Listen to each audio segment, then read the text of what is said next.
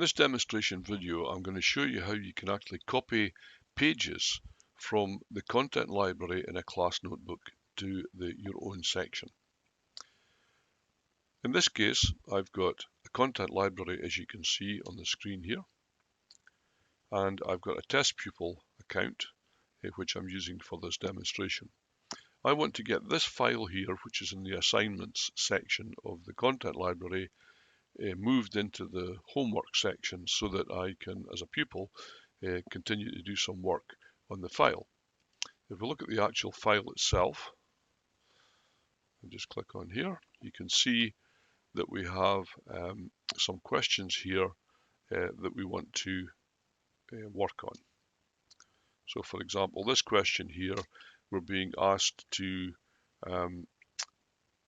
do some calculations using Ohm's law. So just moving back to the top level. In order to copy this, and we're doing this on a mobile device because many pupils do have mobile devices. So I'm using an iPhone here, so I'm just going to click on the file itself. Now you'll notice this puts a menu at the bottom of the screen and it selects the file or page. There's an option to delete, which I can't do here, of course, because I have no rights to change content in the content library as a pupil.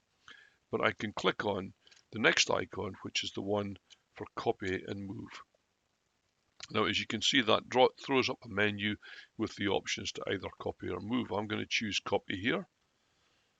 And I'm then going to navigate to my own section of the notebook. So I'm clicking on the back icon there. And then I've got to click on my personal space, which is here, and then click on homework. And that's the copy done. So to confirm that that's happened, if we select the homework area, you'll see that I now have two pages in here. I've got one about SOHCAHTOA and the other one, which is this one here. Look, that's the one that we want to be working on. Now at this point, the pupil could actually work on the document exactly where it is. They don't have to download it or anything, the pupil's working area.